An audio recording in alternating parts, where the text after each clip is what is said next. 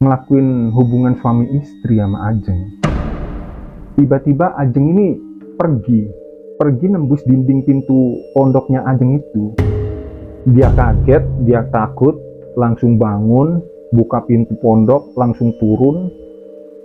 Di situ dia lihat Ajeng berdiri di bawah pohon asem di dekat pondoknya. Mas Waluyo ketakutan, langsung dia pergi bawa motornya. Jadi motornya itu belum sempat dinyalain, dia tuntun, dia bawa lari gini motornya, cuman dia pegangin gitu.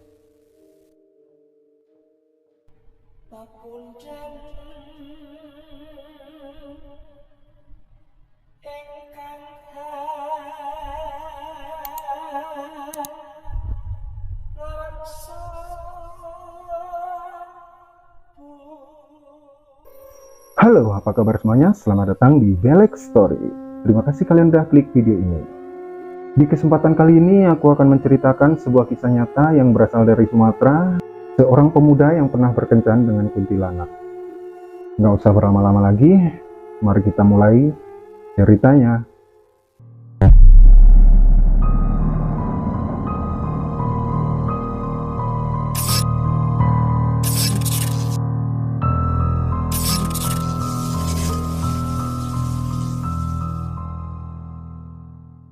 Kisah ini terjadi di tahun 2020 kemarin. Mas Waluyo, 35 tahun, yang bekerja di salah satu perkebunan sawit di daerah Sumatera.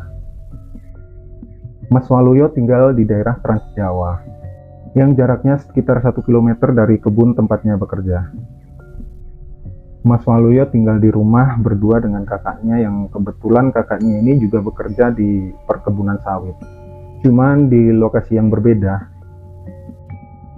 Jadi keseharian Mas Waluyo ini di pekerjaannya manenin buah sawit, ngerawat pokok-pokok sawit, bersihin daun-daun yang kering, sewajarnya kerja pekerjaan seorang petani sawit umumnya lah. Berangkat maupun pulang kerja, Mas Waluyo ini menggunakan sepeda motor. Pas pulang kerja, Mas Waluyo nggak biasa langsung pulang. Biasanya dia nongkrong-nongkrong dulu sama teman-temannya, jalan, ngopi di warung di daerah perkebunan sawit tempatnya dia bekerja. Suatu sore menjelang maghrib sekitar 5:30, Mas Waluyo baru selesai kerja terus mau bergegas pulang ke rumahnya. Jadi pas Mas Waluyo ini pulang kerja, dia kan ngelewatin kayak jalan setapak gitu, jalan yang berada di tengah sawit gitu, kebun sawit.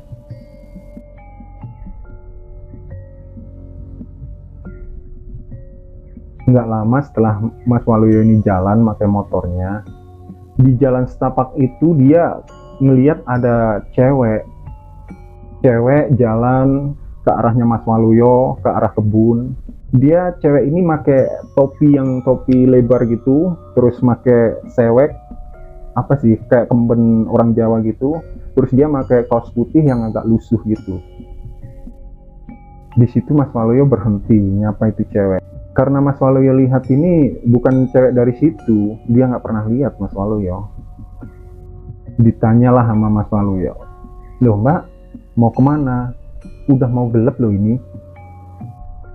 "Ya Mas, aku mau ke rawa-rawa belakang sawit sana, nyari sayur pakis buat dimasak," jawab cewek itu ke Mas Waluyo. "Loh, Mbaknya berani toh? Udah mau gelap loh Mbak ini. Nggak takut kah Mbaknya?" Saut Mas Waluyo. Tapi di situ cewek ini seolah nggak merduliin perkataannya Mas Waluyo. Dia berlalu gitu aja, jalan ke arah rawa-rawa belakang kebun di perkebunannya Mas Waluyo ini.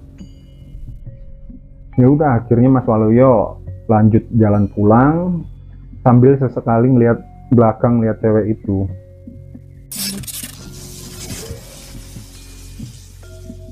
Keesokan harinya Mas Waluyo pas kerja seperti biasa, dia kerja terus sorenya dia pulang, jam 5 udah selesai pekerjaannya.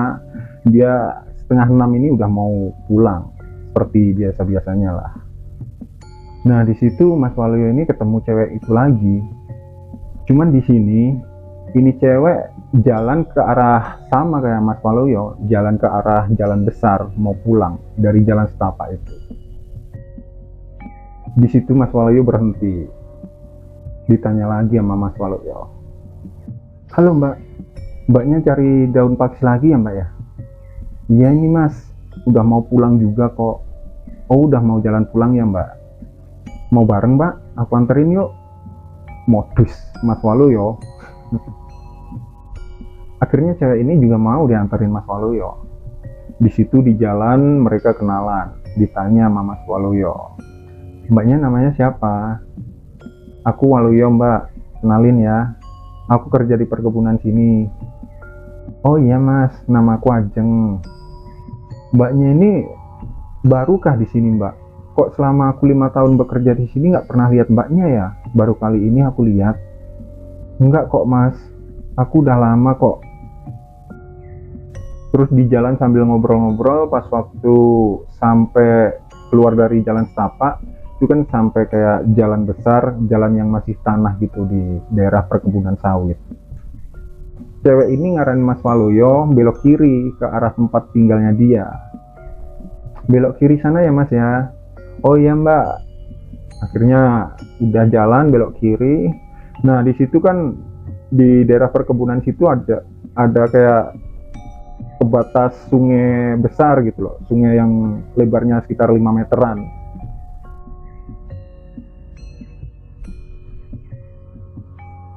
Di sini si Ajeng bilang ke Mas Waluyo, Mas nanti habis jembatan itu berhenti di situ aja Mas ya, rumahku nggak jauh dari situ kok. Oh iya Mbak.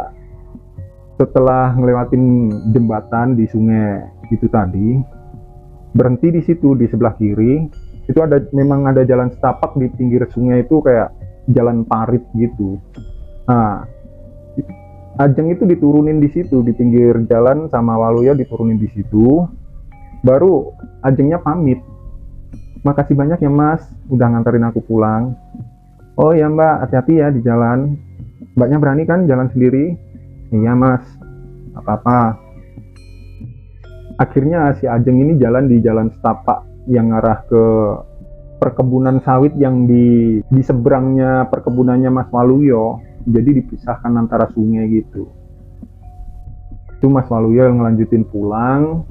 Kemudian dengan perasaannya yang seneng berbunga-bunga kenal sama si Ajeng ini. Sekarang dia juga suka sama Ajeng. Jiwa kejombloannya menggebu-gebu. Sesampainya di rumah, Mas Waluyo ini cerita ke kakaknya kalau dia ketemu sama cewek namanya Ajeng. Dia berkenalan di situ di perkebunannya. Di situ tapi kakaknya ini seakan nggak mau gubris karena memang kakaknya ini kan nggak kenal yang namanya Ajeng, nggak tahu ada namanya Ajeng daerah situ, daerah pemukiman sekitaran perkebunan situ. Keesokan harinya pas Mas Waluyo kerja, terus pas Mas Waluyo udah mau pulang juga, ini dia nunggu-nunggu si Ajeng yang biasanya ketemu di jalan setapak perkebunannya Mas Waluyo. Di situ dia tunggu-tunggu sampai maghrib. Ajeng ini nggak muncul-muncul. Akhirnya setelah mendengar suara azan maghrib, Mas Waluyo mutusin buat pulang.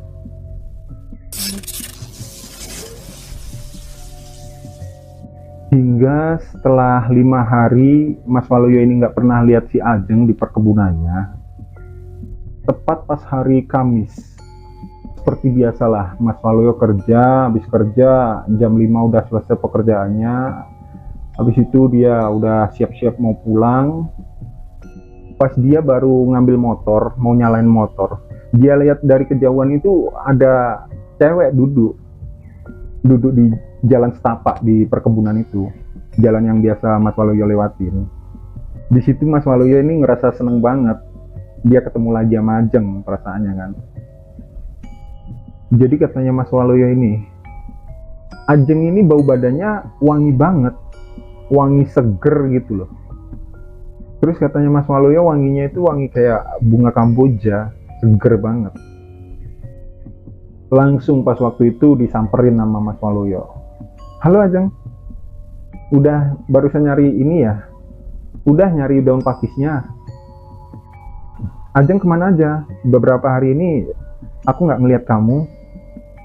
Tanya Mas Waluyo. Iya Mas, Beberapa hari ini aku nggak keluar, aku di rumah. Ajeng udah mau pulang ya? Yuk, bareng sama aku yuk, aku antar pulang lagi. Akhirnya diantar pulang lah sama Mas Waluyo. Mereka dua jalan. Pas sesampainya di jembatan, di seberang jembatan, di jalan setapak yang tadinya Mas Waluyo ini nurunin Ajeng di situ. Kali ini Ajeng ngajakin Mas Waluyo buat mampir ke tempatnya. Ayo Mas, mampir yuk ke tempatku. Biar Mas Waluyo tahu tempatku. Ajak Ajeng. Oh, iya, boleh. Boleh, Jeng. Aku mau kok. Biar nanti juga tahu tempatnya Ajeng. Sewaktu-waktu kalau aku main ke tempatnya Ajeng, biar tahu. Mas Waluyo ini girang banget. Masuklah mereka ke jalan setapak di pinggir sungai yang jalan parit, yang mengarah ke belakang perkebunan sawit di seberang. Sesampainya di daerah belakang kebun sawit, mereka berdua ini berhenti di suatu pondok kecil, dan di samping pondok itu ada pohon asem Jawa yang besar banget.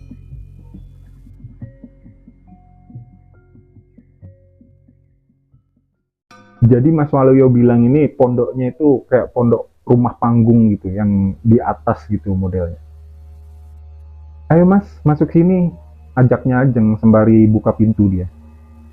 Di situ Mas Waluyo juga agak heran juga, sambil dia itu ngeliatin kondisi kondisi sekitar tempat tinggalnya Ajeng ini. Kok heran dia diliatin gini, kok berani ya ini cewek tinggal di pondok sendirian di tempat kayak gini.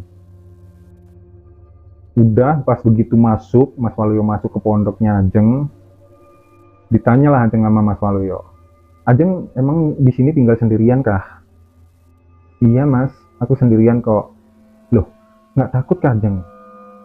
Berani banget sih kamu di tempat sepi kayak gini. Takut apa sih Mas?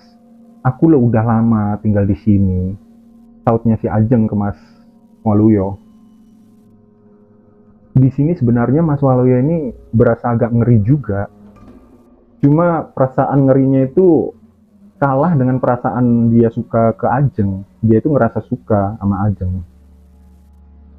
Mas Waluyo ini bilang, pas masuk di pondoknya Ajeng ini, hawanya itu berasa kayak dingin banget, sejuk banget gitu loh, kayak nyaman banget. Terus baunya itu wangi banget di pondoknya Ajeng ini, cuman agak gelap gitu. Dan dia pun, si Ajeng ini di situ masih makin penerangan lampu minyak gitu loh, yang kaca beling gitu.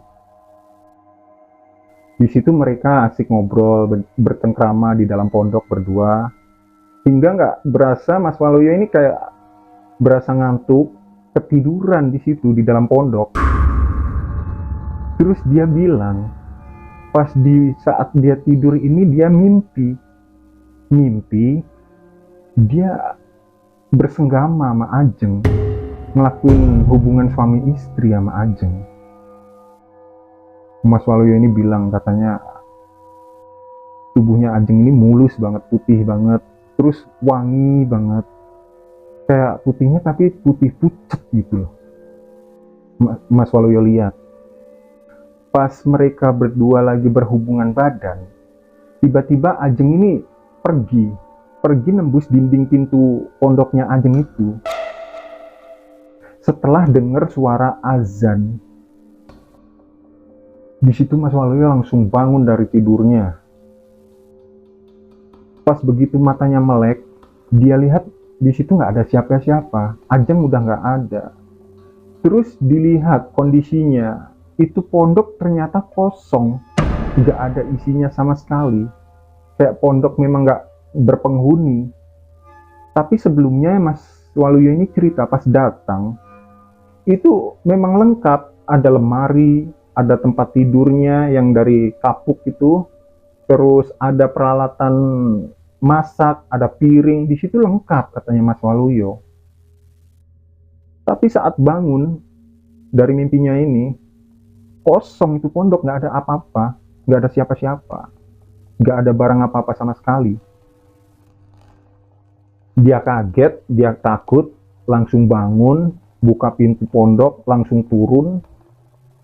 Dengan perasaan ngeri, dia langsung hendak mau bergegas pergi dari tempat situ.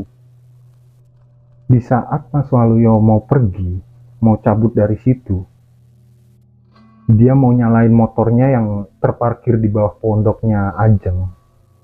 Di situ dia lihat Ajeng berdiri di bawah pohon asem di dekat pondoknya. Berdiri gitu aja. Sambil kayak lirih-lirih dia nangis. Si Ajeng ini. Pas begitu dipanggil sama Mas Waluyo, Ajeng, Ajeng, ngapain kamu di situ? Si Ajeng ini jalan ke arah pohon asem, jadi dia masuk ke pohon, nembus pohon. Mas Waluyo ketakutan, langsung dia pergi bawa motornya. Jadi motornya itu belum sempat dinyalain, dia tuntun, dia bawa lari gini motornya, cuman dia pegangin gitu. Jadi pas waktu itu memang Mas Waluyo ini dengar suara sayup-sayup azan subuh dari masjid kejauhan. Begitu udah agak jauh dari pondok, di daerah tepi sungai, di perkebunan sawit, di situ dia nyalain mesin motornya. Langsung aja dia tancap gas buat pulang itu. Takut dia. Nggak percaya, nggak nyangka kalau terjadi hal kayak gini sama dia. Singkat cerita, sesampainya Mas Waluyo ini di rumah, dia ceritain ke kakaknya Mas Waluyo. Aku tadi ketemu sama cewek yang pernah aku ceritain kemarin, Mas, yang Ajeng itu. Aku diajak main ke pondoknya. Ternyata kuntilanak, Mas. Dia sambil gemeter ketakutan. Ah, masa sih? Jangan ngada-ngada kamu. Kamu dari mana emang? Iya, Mas, aku ini diajak sama Ajeng main ke tempatnya, ke pondoknya. Di situ aku ketiduran, Mas. Ternyata aku lihat si Ajeng ini bisa nembus pohon, Mas. Ya udah, tenang dulu. Kamu tenang dulu. Buruan mandi, sholat, kata masnya kayak gitu. Hingga pada pukul jam 6 pagi, Mas Waluyo ini berangkat ke tempat kerjanya sendirian. Di situ dia mampir ke warung tempat biasa dia nongkrong sama teman-temannya, warung kopi di perkebunan situ. Mas Waluyo ketemu teman-temannya, dia ceritain itu kejadian itu sama teman-temannya yang ngopi di situ. Terus pas Mas Waluyo ini cerita sama teman-temannya soal si Ajeng, ibu pemilik warung kopi itu kaget, nanya ke Mas Waluyo, loh Mas, sampean ketemu Ajeng di pondok situ ya Mas ya? Di perkebunan sawit seberang toh, pinggir sungai. Pondoknya bawah asem kan? Ibunya bilang gitu sama Mas Waluyo. Mas Waluyo bingung. Iya Bu, di situ emangnya kenapa Bu? Di situ baru ibu ini cerita ke Mas Waluyo, ke teman-temannya Mas Waluyo juga.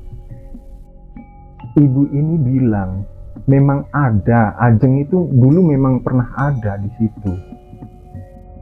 Dia tinggal sama neneknya di gubuk itu, di pondok itu memang.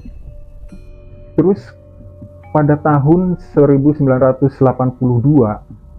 si Ajeng ini diri gantung diri di pondok itu.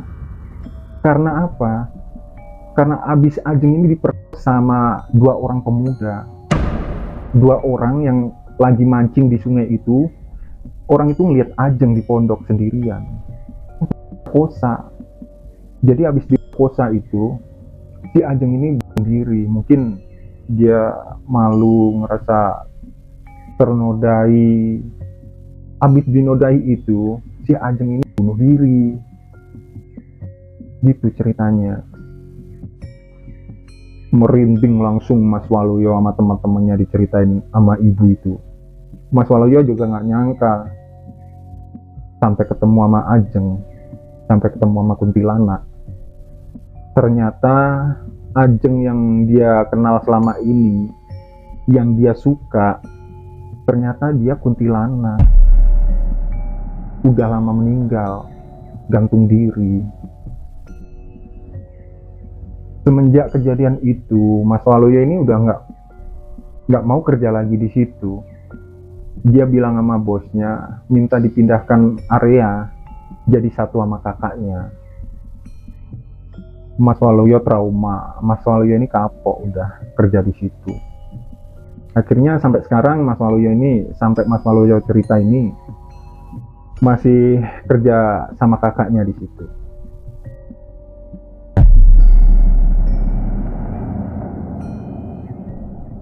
Jadi itulah akhir cerita kisah nyata pengalaman Mas Waluyo berkencan dengan kuntilanak. Selalu berdoa dimanapun dan kapanpun di saat kita melakukan aktivitas agar terhindar dari hal-hal yang buruk dan dari godaan setan yang terkutuk.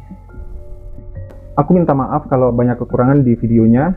Semoga untuk video kedepannya bisa jauh lebih baik lagi dan channel ini makin berkembang.